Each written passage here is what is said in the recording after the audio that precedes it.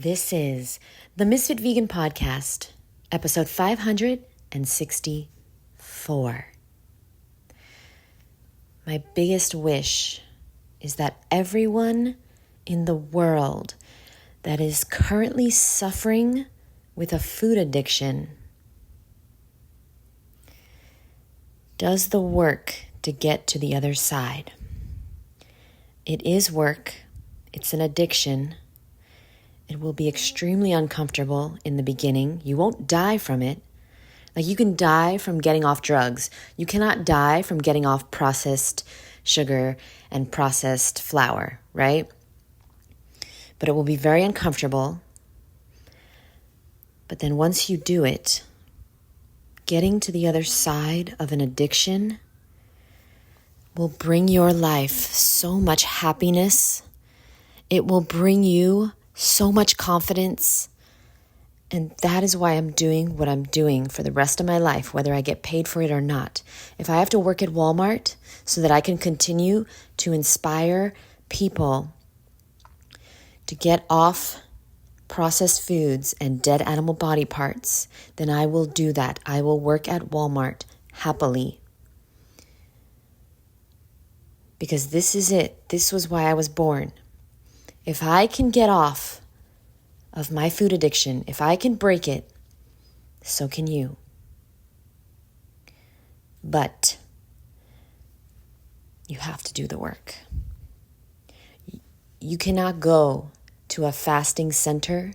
You cannot go and take a course, my course included, if you're not willing to do the work when the course is over, when you get back home. It is work, and it is always going to take work. Now, here's the thing. It's going to get easier every day. But it's going to be an effort for the rest of your life. If you tell me, oh, that's not worth it. Okay. You know how much work and effort it takes when you have cancer? When you're overweight? Tell me about how much effort and work it takes for you to live your life 50, 100, 150 pounds heavier than you should be. Either way, boo, you're working. Either way, you are working hard. You know how hard it is to not be confident? Tell me. If you have a food addiction, then I know you know. Tell me how hard it is to be sick, to have acne, to be uncomfortable in your own fucking skin. I know. I've been a food addict and I've been a raw vegan. It's harder to be sick. It's harder to be a food addict. Life is harder when you're not comfortable in your body. Life is harder overweight. Life is harder eating shit, feeling like shit, and not being able to shit. I only know this because I overcame it, not by chance, on purpose. Okay? I wanted to read an email, and I'm not going to say her name. I'm going to read an email from somebody. She sent me this email about 10 minutes ago. Hi, Jeannette. Hold on. There's some personal information here I don't want to share. Okay, here we go. My difficulty with the raw food diet is not so much mental, because I had previously told her it's 100% mental. She said, my difficulty with the raw food diet is not mental, although I am a total bread and pasta addict. But it's my digestion. The more raw I eat, the more stomach aches I spend all day. The more raw I eat, the more stomach aches I spend all day in the bathroom. That's my biggest obstacle. Okay, let me read that again because I messed up. My difficulty with raw diet is not so much mental, although I am a total bread and pasta addict, but it's my digestion. The more raw I eat, the more stomach aches, and I spend all day in the bathroom. That's my biggest obstacle. If you have any suggestions for that, please let me know. I want to be a fruity cutie, but my belly won't let me.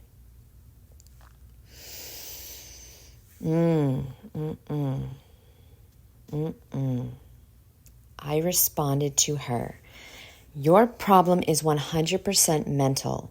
I know this because you said I am a total bread and pasta addict. And you also said, quote, my belly won't let me, end quote. Life is one big head game, boo, that you're playing with yourself. Let's break her email down, okay? My difficulty with the raw food diet. Already, I know she believes it's very difficult to be raw because she said my difficulty with the raw food diet. That's number one. It's not so much mental, although I am a total bread and pasta addict. When you use the words I am, you better fucking make sure there's something you want. There's something you want to become true, because the two most powerful words in the English language are I and am. She said it's her digestion. Okay. So the more raw I eat, the more stomach aches, and I spend all day in the bathroom. Yes, my boo. That is because you are going back and forth between the raw food diet and eating bread and pasta. The raw food diet does not cause diarrhea. You flip-flopping back and forth because you believe you are an addict. You cannot live without bread and pasta. That is the reason for your fucking diarrhea. So before you email me, before anybody else emails me this, understand it's not the raw food diet. It's the poison you are putting in your body between eating raw. That is the problem. I also had diarrhea when I first went raw because my body was so goddamn happy that I went raw that it was immediately starting to cleanse out the poison and the crap. All of the food I ate for the first 26 years of my life, all of the antibiotics, all of the parasites, all of the chemicals, all of the processed foods that I ate. My body was so happy to get rid of it. It said, you know what? Let's fucking hurry this shit up. Let's get rid of this. And so the fruit and vegetables I was eating, the nuts and seeds, were not causing me diarrhea. It was causing me to cleanse. And no, it's not comfortable at all. So for you and everyone on earth, when you first go raw, I would highly recommend you have a series of gravity method closed system colonics. This will help you tremendously to not have diarrhea, tremendously to not get headaches, to not get sick, okay? Do that before you get sick, because I promise you right now, if you go raw after eating processed foods your whole life, you're going to get sick. You're going to get sick. You're going to detox. If you're eating 100% raw, but before that you've eaten fast food, you've eaten dead animal body parts, you've eaten processed foods, you're going to get sick. And you're going to have headaches, and you're going to have diarrhea, and getting colonics is the best way to prevent that. Because colonics, although they are not natural, they are the most natural way that you can get out processed foods from your body very, very quickly, okay?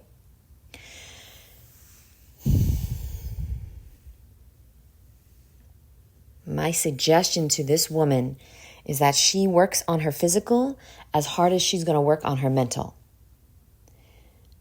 You cannot mentally change your body. You cannot physically change your body until you mentally change your mind. Your mind. So many people go to these fasting centers or they take my course. And my course is truly like 90% about the mind, but they don't do the work. They come to the Zooms, or they don't. The people that don't change from taking my course, they don't even come to the Zooms. Of course, the course is not going to work. You're not even coming. You're not even showing that much effort to even show up. Okay? So you got to show up and you have to do the work. The people that are not successful that have taken my course, and I only know of one person for sure, and I gave them a refund, and she definitely didn't do the work, because throughout the whole course, she continued to weigh and measure her food. And if you're listening to this and you're that person, you're that woman, then fucking tell me I'm not lying. She continued to weigh and measure her food when I told her, please do not do that anymore. And she refused to do the mental work. She refused to do the homework that I suggested. And I was nice enough to give her a refund, even though I didn't want to. But you know what? She asked for a refund. Okay, I gave it to her. No problem.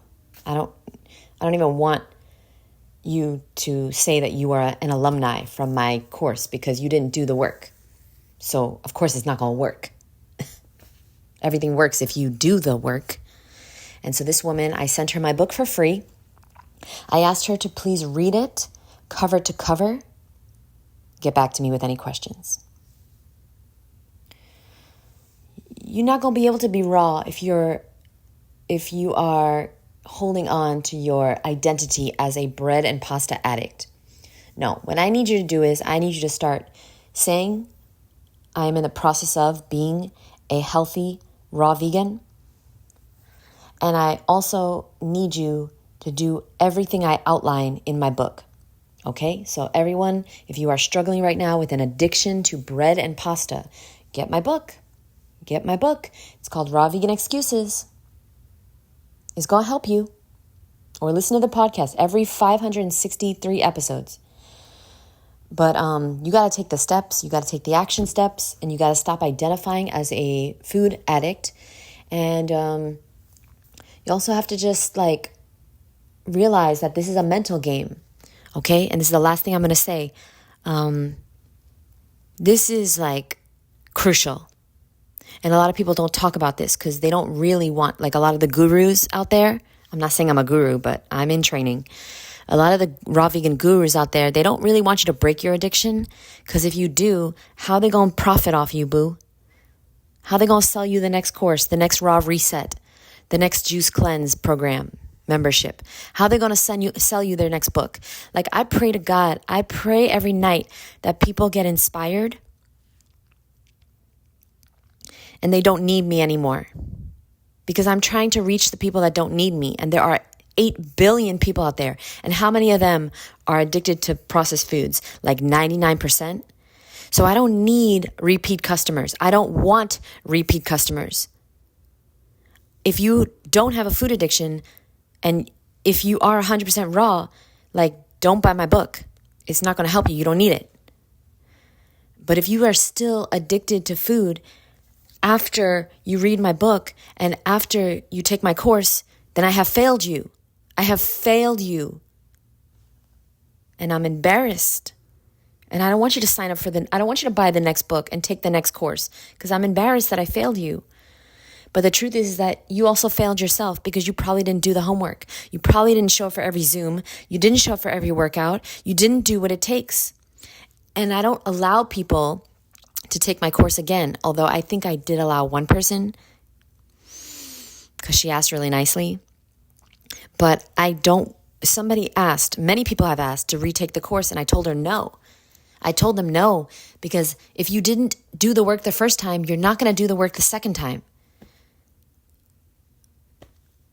Even though it would be easy money for me.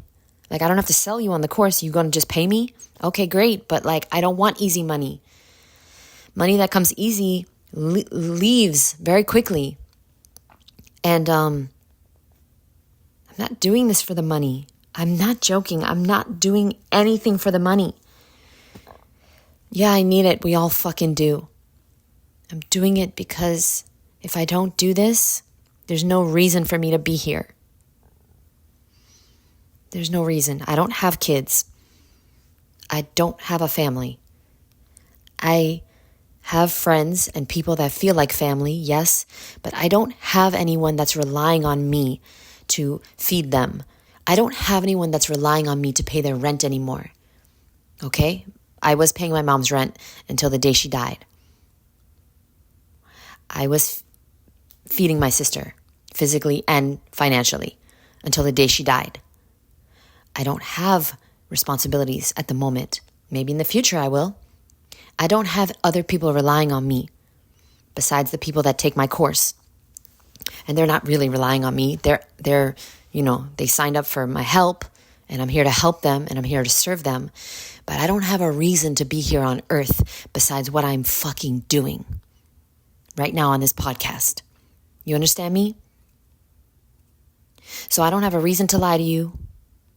I don't have a reason besides this right here, which is to inspire, hopefully, one person a day to stop eating animal body parts and to eat fruit instead. That's the reason I exist.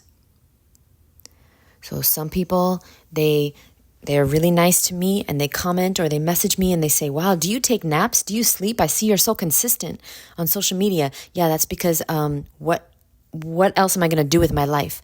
Like I'm doing this, it's like air. It's like I need to breathe.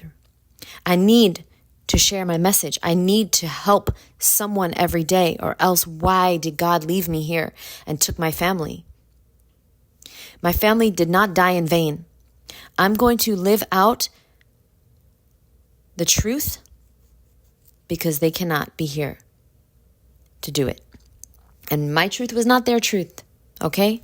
Yeah, my sister was not raw or vegan. My mom was not raw or vegan, though my mom ate mostly raw at the end of her life, and she reversed so many health issues, okay? She lost almost 100 pounds. My sister lost over 100 pounds in a wheelchair, by the way. She didn't eat any raw. I tried to get her to drink smoothies and juices, and I bribed her every day since 2011.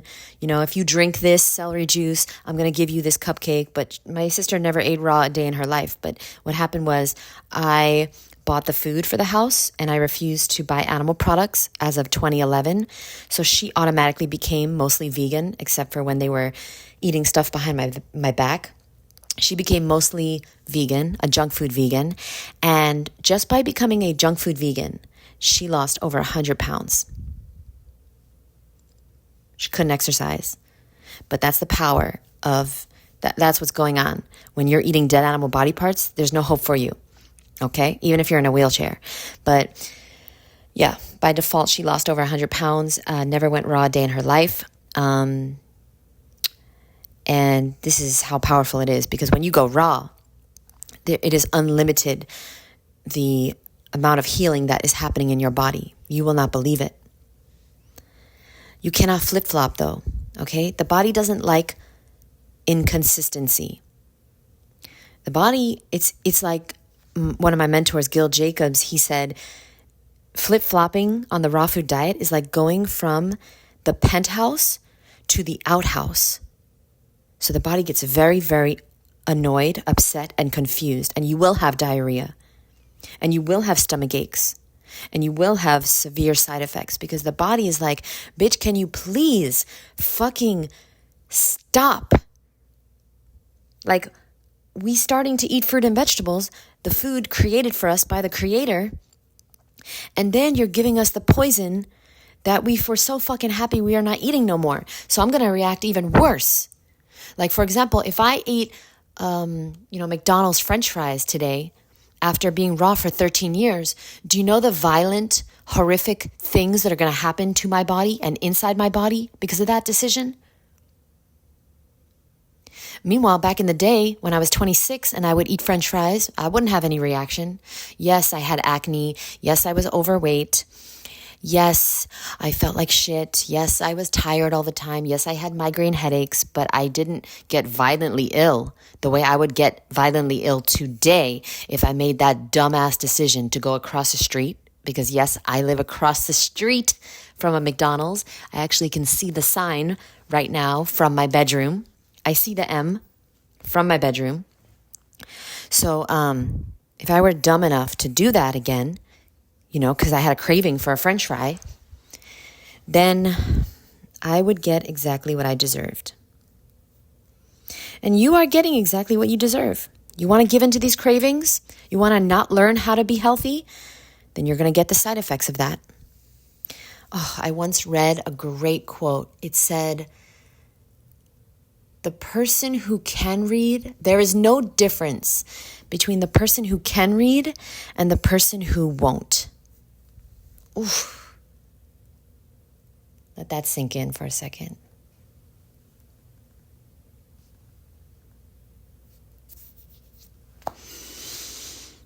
I'm going to leave it at that.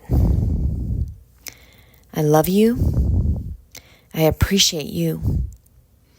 And I pray that you do something different in 2024. Because that's the only way you're going to get a different result. Thank you for listening. I'll see you in the next episode. Bye.